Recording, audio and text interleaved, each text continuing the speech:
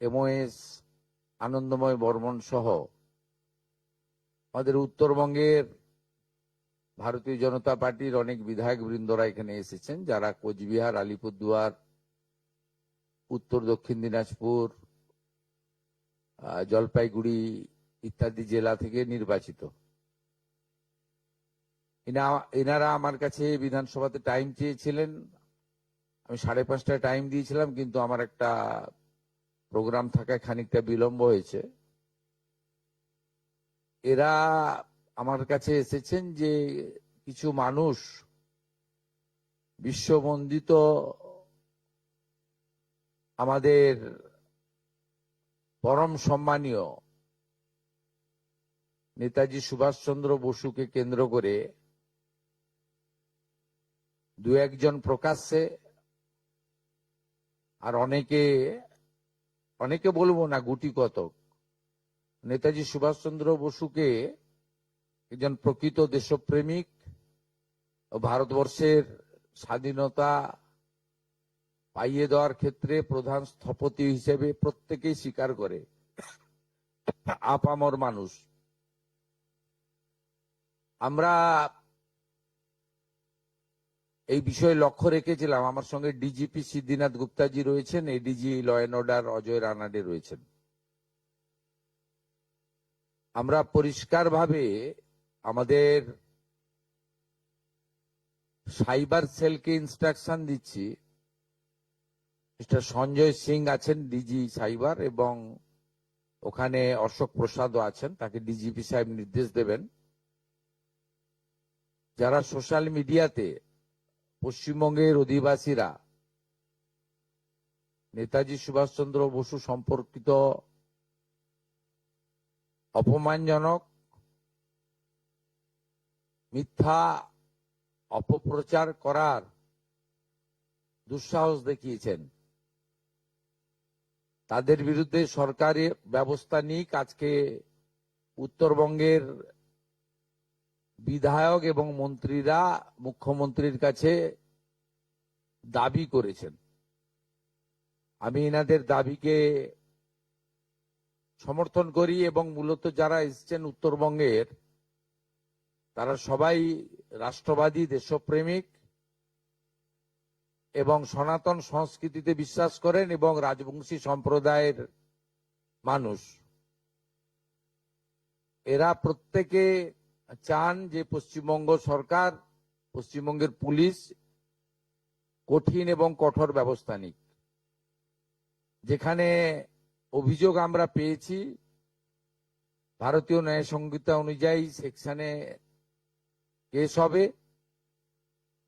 ফেসবুককে এবং সোশ্যাল মিডিয়ার যে প্ল্যাটফর্ম আছে, তার যে সিস্টেম আছে, সেটাকে আমরা রাজ্য সরকারের পক্ষ থেকে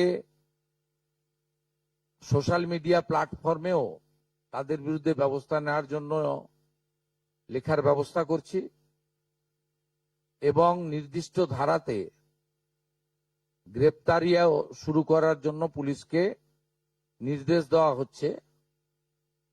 এবং আমি যারা দুঃসাহস দেখিয়েছেন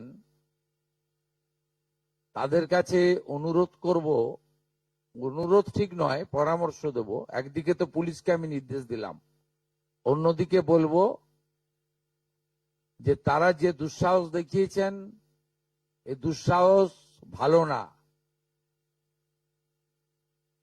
এবং এটা পশ্চিমবঙ্গ সরকার, পশ্চিমবঙ্গ পুলিশ ভালোভাবে নিচ্ছে না। আপনারা অবিলম্বে ক্ষমা চেয়ে পোস্ট করুন, নিজেদের পোস্ট ডিলিট করুন।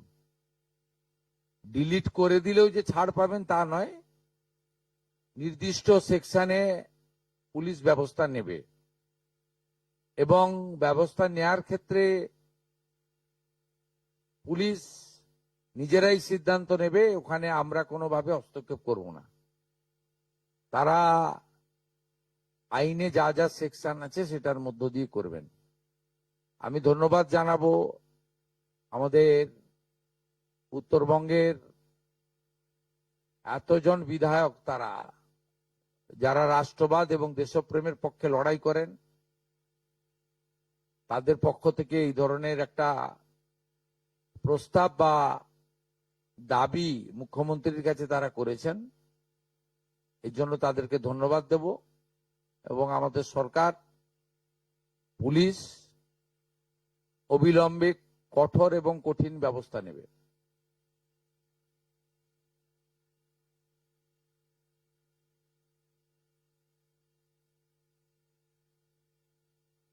हिंदी नीट हिंदी नीट Hindi Yes, sir, in Hindi or English. आज हमारी सेक्रेटेरिएट में under the leadership of the honourable minister Deepak Barman, Nishith Pramanik, Shrimati Malati Rabha Roy, Anandamay Barman, a delegation met with me and they simply proposed and demand that those who are misusing their social media handle against our great freedom fighter Netaji Subhash Chandra Bose, please take appropriate action from the government side. मैं police को instruction दे दिया, DGP मेरा साथ है, police कार्रवाई करेगा।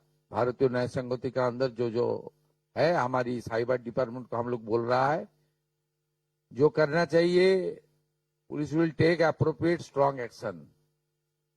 ये सब पश्चिम बंगाल का भूमि में नहीं होगा। सरकार इस पे जीरो टॉलरेंस बर्दाश्त नहीं करेगा।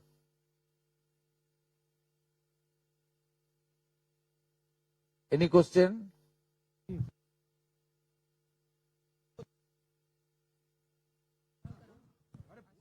Sir, any action against BJP Rajya Sabha MP Anant Maharaj, who has been making derogatory remarks against Netaji, and it's there in the public platforms? No, law is equal for everybody, everyone. Police will act according to the BNS. Even yesterday we have seen that Yes, tell me. Dada, Tell me, I'm carefully yesterday we have seen that TMC also had hold a protest, and they are making an allegation that somewhere or the other BJP is insulting Netaji. So how do you react to that? No, I am not passing any comment. I am not passing any comment. They are always try to mislead the people. But government is doing properly.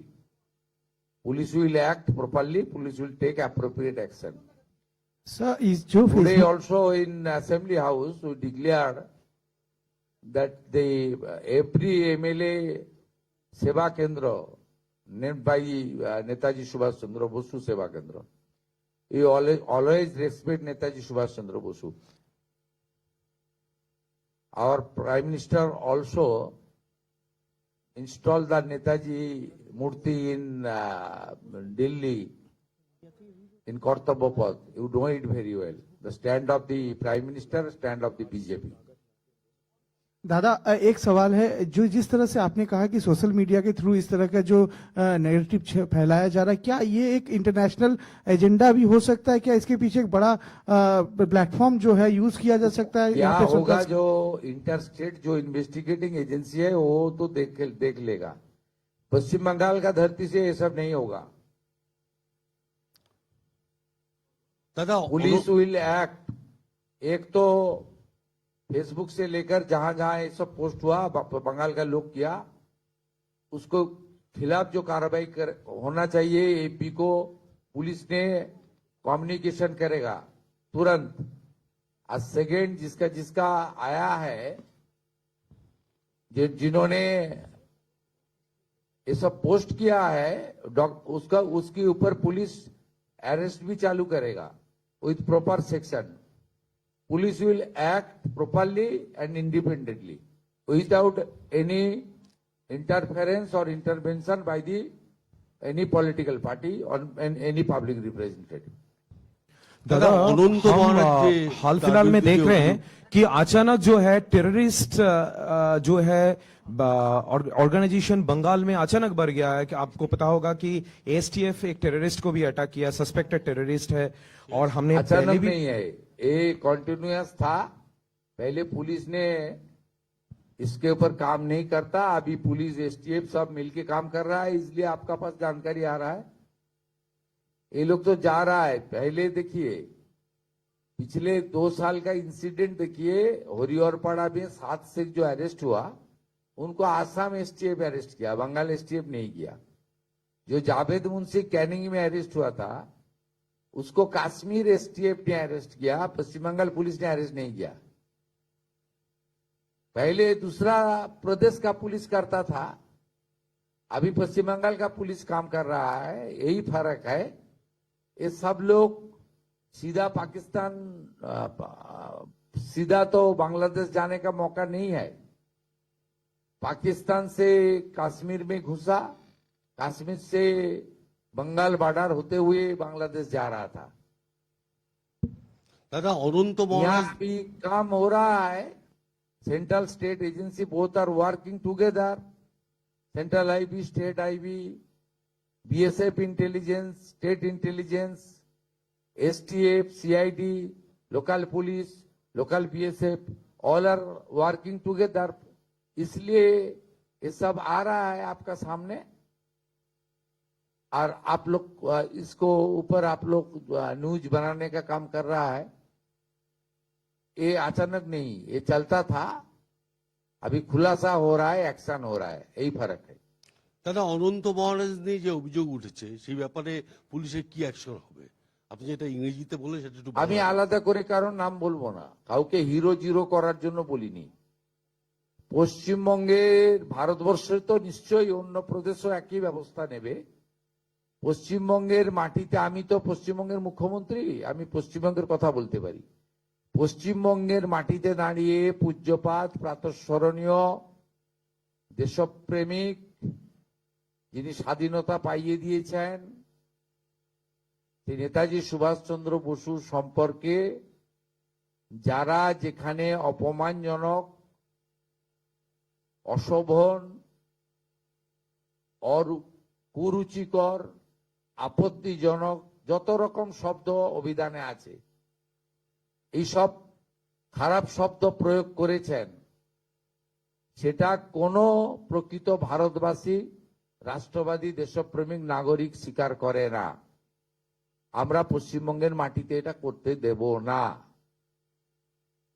এটা খুব পরিষ্কার বক্তব্য। দুপুরবেলা আজকে বিধায়ক সেবা কেন্দ্রের নাম নেতাজি সুভাষচন্দ্র বসুর উপর ডেডিকেশন করেছি আমরা। তথ্য সংস্কৃতি দপ্তর নেতাজি সুভাষচন্দ্র বসুর পরিবারের বর্তমান যারা আছেন তাদের কাছ থেকে ছবি অনুমোদন করেছে।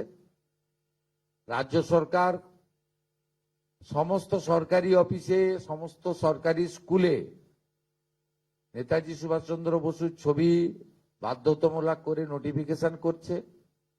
তথ্য সংস্কৃতি দপ্তর ছবি তৈরি করে প্রত্যেক বিধায়ককে প্রত্যেক সরকারি দপ্তরে পাঠানোর ব্যবস্থা করছে, কয়েকদিনের মধ্যে পেয়ে যাবেন। আজ বিকালেই ওনার পরিবারের সঙ্গে তথ্য সংস্কৃতি প্রিন্সিপাল সেক্রেটারি মিট করে ছবি অনুমোদনে নিয়ে এসছেন। আমরা তো একদিকে এটা করেছি, সাথে সাথে যারা এই ধরনের কাজ করেছেন, আমাদের সাইবার ক্রাইমের অন্তর্গত, cyber crime, social media crime এবং আমাদের পুলিশের জেনারেল বিএনএস এর অন্তর্গত যেগুলো আছে, এটা সাইবার ক্রাইমের মধ্যে হয়তো পড়ে না, কিন্তু সোশ্যাল মিডিয়ার মধ্যে যারা আছে, আমাদের ডিজিপি আছেন, ডিজিপি সাহেব নিজে এটা দেখে নেবেন। আমাদের STF, cyber cell, CID, IB সবার সাহায্য নিয়ে, এর সঙ্গে অন্য কারো কানেকশন আছে কিনা এগুলো ইলেকট্রনিক ডিভাইসকে দেখে, তাদের যে সোশ্যাল মিডিয়া পোস্ট হয়েছে, লাইক শেয়ার কারা করেছেন, কমেন্ট কারা করেছেন, তারা পশ্চিমবঙ্গের নাগরিক কিনা, পুরোটাই দেখে নেওয়ার জন্য পুলিশকে নির্দেশ দেওয়া হচ্ছে এবং গ্রেপ্তারও করতে বলা হচ্ছে। এবং আইন সবার ক্ষেত্রে সমান। তিনি মন্ত্রী হন, শান্ত্রী হন, সাংসদ হন, বিধায়ক হন, যেই হন, যে দলেরই হন, এমনকি যদি সরকারি কর্মচারী পুলিশ কর্মী হন, তার ক্ষেত্রেও আইন সমানভাবে প্রয়োগ করা হবে। মাননীয় মুখ্যমন্ত্রী, কদিন আগেই বর্ধমান, আজকে বনগা, এই বিভিন্ন জায়গা থেকেই প্রায়শই এরকম পাকিস্তানি জঙ্গি সন্দেহে গ্রেপ্তার করা হচ্ছে। রাজ্যের বিভিন্ন প্রান্ত থেকে, এমনকি শহর কলকাতাতেও একজনকে আটক করা হয়েছে। এই ঘটনায় আপনি একজন মুখ্যমন্ত্রী হয়ে রাজ্যের সেই জায়গায় আপনি কি বলবেন? না না, আমি হিন্দিতে একটু আগে বলেছি, দেখুন এগুলো কন্টিনিউয়াস হতো, এটা সেফ প্যাসেজ ছিল বাংলাদেশ থেকে যাতায়াত করার। বাংলাদেশ তো জঙ্গিদের ঘাঁটিতে পরিণত হয়েছে, তারা পশ্চিমবঙ্গকে সেফ করিডোর হিসেবে ব্যবহার করত। আগে বাইরের রাজ্যের পুলিশ এসে এগুলো অ্যাকশন নিত,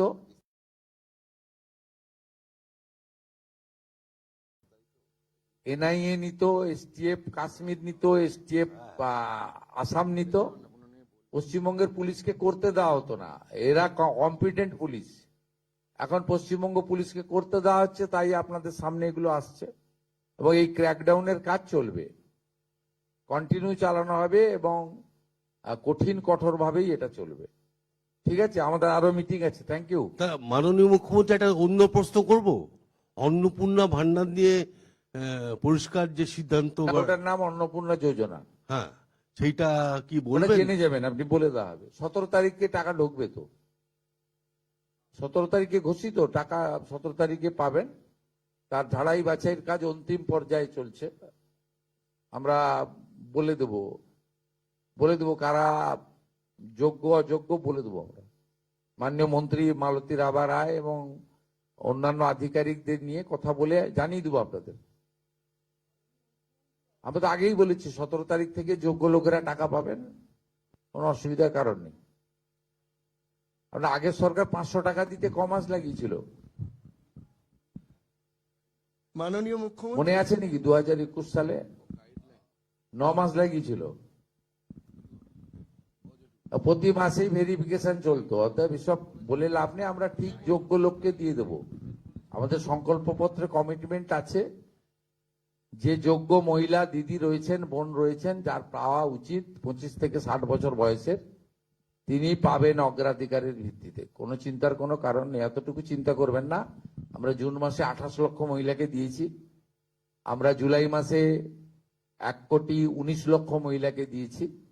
এবারে সংখ্যা বাড়বে এবং ঝাড়াই বাছাই হচ্ছে। আমরা 17 তারিখে টাকা ট্রান্সফার করা শুরু করব। আমাদের অর্থ দপ্তর যেমন 1 দিন 2 দিন 3 দিন লাগে, টাকা জেলা ধরে ধরে টাকা ট্রান্সফার করে দেবে। এবং এটা যাদের ভেরিফিকেশন কমপ্লিট হয়ে গেল, তারা প্রত্যেক মাসের দ্বিতীয় সপ্তাহে তাদের অ্যাকাউন্টে টাকা অর্থ দপ্তর ট্রান্সফার করে দেবে। আমার মনে হয় যারা পাবেন তাদের থেকেও আপনাদের চিন্তা একটু বেশি মনে হচ্ছে। Thank you. মাননীয় মুখ্যমন্ত্রী, একটা প্রশ্ন ছিল। মাননীয় মুখ্যমন্ত্রী, আগের